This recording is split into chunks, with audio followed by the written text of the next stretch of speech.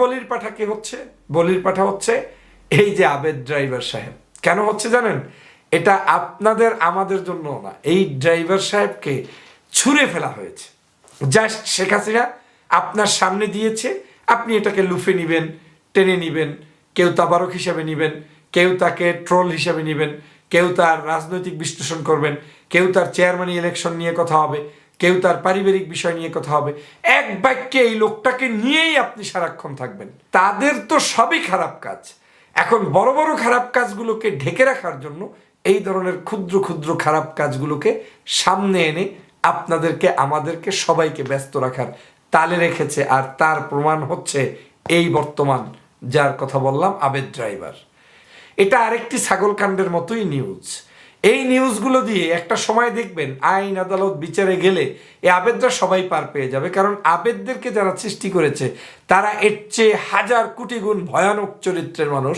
তারা আবেদদেরকেও কোনোভাবে ফাঁসাবে না, আর তারা নিজেরাও বাঁচবে না। কালকে শুধু সারাদিন আমরা জানতে পারলাম যে আবেদ একজন ড্রাইভারের দুর্নীতির সংবাদ সারা বাংলাদেশে এসেছে।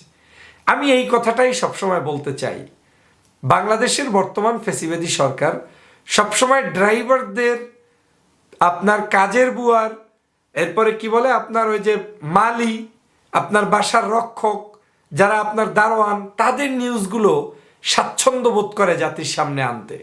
এর একটা অন্যতম একটা কেমিস্ট্রি আছে, এখানে একটা বড় সমীকরণ আছে।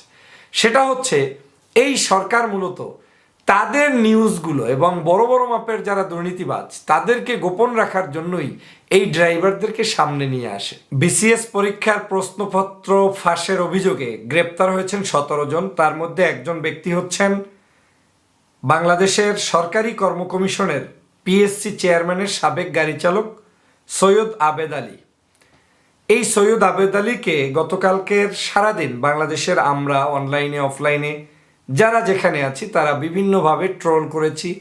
তার নামাজের ছবি দেখিয়েছি, তার গাড়ির ছবি দেখিয়েছি, পোস্টারের ছবি দেখিয়েছি, শেখ হাসিনার সাথে ছবি দেখিয়েছি, যে ছবিগুলো আমি আপনাদেরকে আবারও রিপিট করছি। এই ছবি তার সন্তানের ফেসবুকের ছবি। এখানে যে চশমা পরিহিত ব্যক্তি ওই হচ্ছে আপনার আবেদ আলী এবং পাশে শেখ হাসিনা দাঁড়িয়ে আছেন।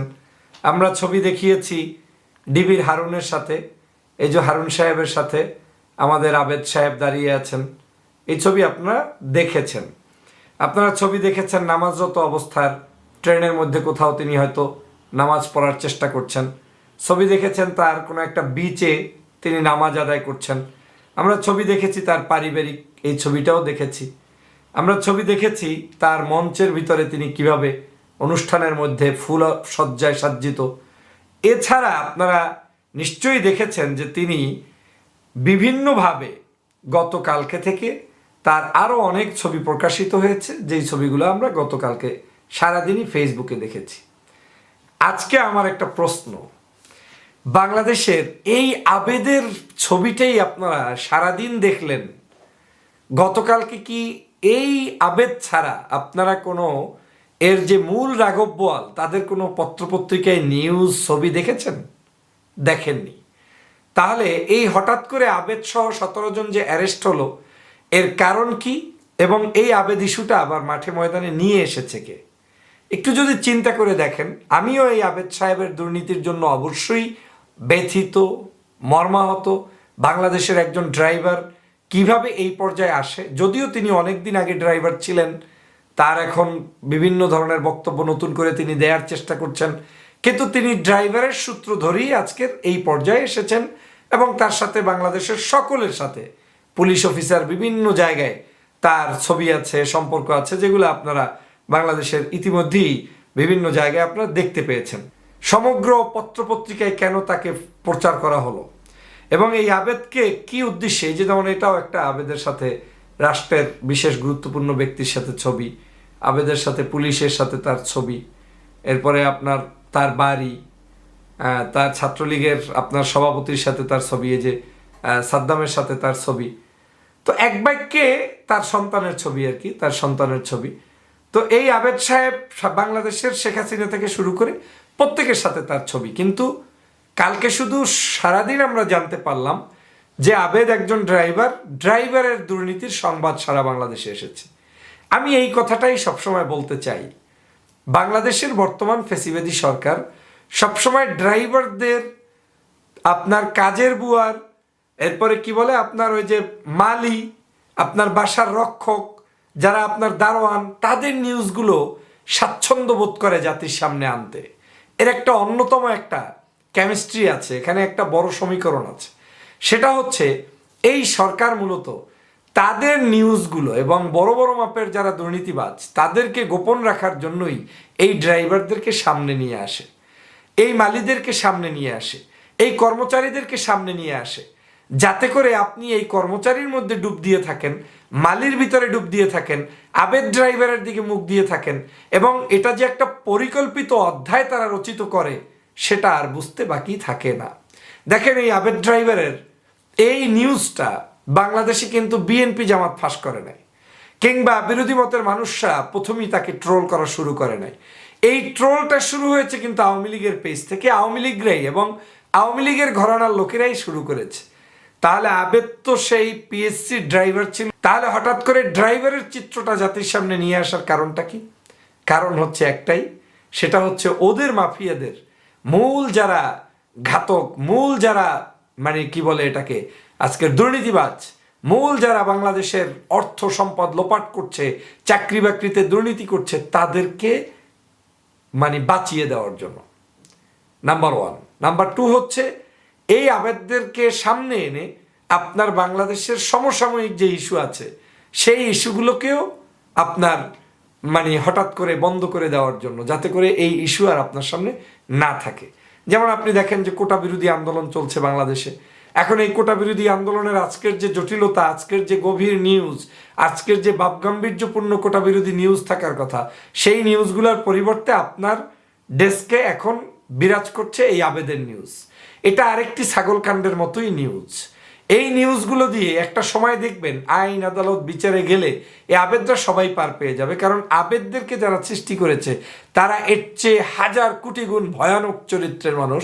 তারা আবেদদেরকেও কোনোভাবে ফাঁসাবে না, আর তারা নিজেরাও বাঁচবে না। এর একটা প্রমাণ আপনাদেরকে দেখাই, যে বাংলাদেশের ইতিমধ্যেই দেখেন তারা দাবি করেছে যে এই মানে কি বলে পরীক্ষার পদ্ধতিতে কোনো ভুল নেই। যেমন গণপ্রজাতন্ত্রী বাংলাদেশ সরকারের সরকারি কর্ম কমিশন থেকে এটা বলা হয়েছে 7 জুলাই 2024 তারিখে বেসরকারি টেলিভিশন চ্যানেল 24-এ সন্ধ্যা 6টা-7টায় প্রচারিত প্রতিবেদন বিষয়ে বিপিএসসির বক্তব্য।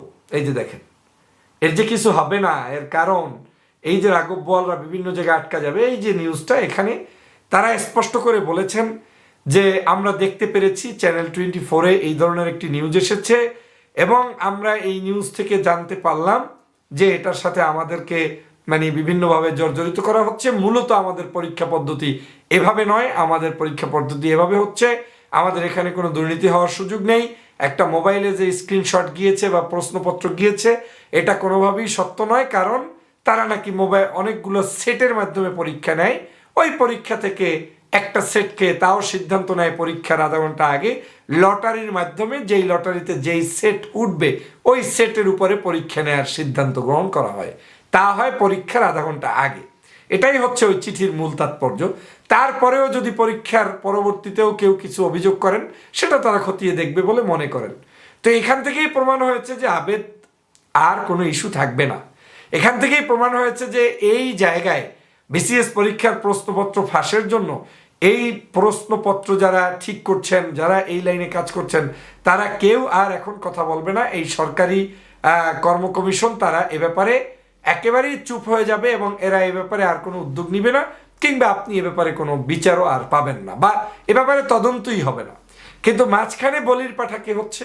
বলির পাঠা হচ্ছে এই যে আবেদ ড্রাইভার সাহেব। কেন হচ্ছে জানেন? এটা আপনাদের আমাদের জন্য না, এই ড্রাইভার সাহেবকে ছুঁড়ে ফেলা হয়েছে। জাস্ট শেখ হাসিনা আপনার সামনে দিয়েছে, আপনি এটাকে লুফে নিবেন, টেনে নিবেন, কেউ তাবারক হিসাবে নিবেন, কেউ তাকে ট্রোল হিসাবে নিবেন, কেউ তার রাজনৈতিক বিশ্লেষণ করবেন, কেউ তার চেয়ারম্যান ইলেকশন নিয়ে কথা হবে, কেউ তার পারিবারিক বিষয় নিয়ে কথা হবে। এক বাক্যে এই লোকটাকে নিয়েই আপনি সারাক্ষণ থাকবেন। যদিও লোকটা দুর্নীতিবাজ, যদিও লোকটা আওয়ামী লীগ, তার সন্তান বিভিন্ন ছাত্রলীগের সদস্য মানে নেতা, সব ঠিক আছে, কিন্তু এদেরকে আওয়ামী লীগ ছেড়েছে কেন? আওয়ামী লীগ এখন যেটা করে মন্দের ভালো কাজটা করার চেষ্টা করতেছে, তার মানে তাদের তো সবই খারাপ কাজ, এখন বড় বড় খারাপ কাজগুলোকে ঢেকে রাখার জন্য এই ধরনের ক্ষুদ্র ক্ষুদ্র খারাপ কাজগুলোকে সামনে এনে আপনাদেরকে আমাদেরকে সবাইকে ব্যস্ত রাখার তালে রেখেছে। আর তার প্রমাণ হচ্ছে এই বর্তমান যার কথা বললাম আবেদ ড্রাইভার। এরকম কোটি কোটি আজকের দুর্নীতিবাজ রয়েছে বাংলাদেশে, এরকম আবেদ ড্রাইভার প্রত্যেকটি অফিসে এখন রয়েছে। একজন এমপি, একজন মন্ত্রী, এই বাংলাদেশের যত নাগরিক মানে আপনার কি বলে উচ্চপদস্থ ব্যক্তি রয়েছে, এই তালিকা যদি আপনি করেন 10,000 পাবেন। এই 10,000-এর ড্রাইভাররাই আবেদ ড্রাইভারের চেয়েও ভয়ানক রূপে আজকের কিন্তু এই জায়গায় বিচরণ করছে এবং বাংলাদেশে দুর্নীতির মধ্যে তারা নিমজ্জিত রয়েছে। তাহলে আবেদ ড্রাইভার দুর্নীতি করেছে কতটুকু? সামান্য। সামান্যতেই যদি আপনার কাছে কোটি কোটি টাকার রিপোর্ট আসে, তাহলে বাংলাদেশে আবেদ ড্রাইভারকে যারা তৈরি করেছে তারা কি পরিমাণ দুর্নীতি করেছে একবার ভেবে দেখুন। কিন্তু আপনার গ্রামের ড্রাইভার কি আবেদ ড্রাইভার হতে পেরেছে? সেই খেটে খাওয়া মানুষগুলো যারা দিন রাত পরিশ্রম করছে, ড্রাইভিং পেশাটাকে বেছে নিয়েছে, তারা তো মাসে 15,000 20,000 টাকার উপরে কোনো জায়গায় স্যালারিও পাচ্ছেন না, অথচ এই মানুষগুলো কোটি কোটি টাকার মালিক হচ্ছে। আবার এই মানুষগুলোই এখন আপনার ট্রোল হচ্ছে, আবার এই মানুষগুলোই রাজনীতির আজকের কি বলে পট পরিবর্তনের সাক্ষী হচ্ছে। তাহলে একের ভিতরে তিন, একটি ষড়যন্ত্র, একটি দেশের মানে মূল সত্যটাকে ঢেকে রাখার জন্য এভাবেই ছাগল কাণ্ড, আবেদ কাণ্ড, আপনার বেনজির কাণ্ড, বিভিন্ন কাণ্ড সামনে নিয়ে আসবে। আদতে বাংলাদেশের কোনো স্বাধীনতা, সার্বভৌমত্ব, বিচার, আপনার নৈতিকতা, আপনার এখানে দুর্নীতিমুক্ত একটি দেশ, এটার কিছুই থাকবে না, কিছুই করতে দিবে না। ওরা এটাকে লুটে পুটে খাবে, সেজন্যই এই কাণ্ডকীর্তি সামনে নিয়ে আসছে। আপনাদের সবাইকে ধন্যবাদ।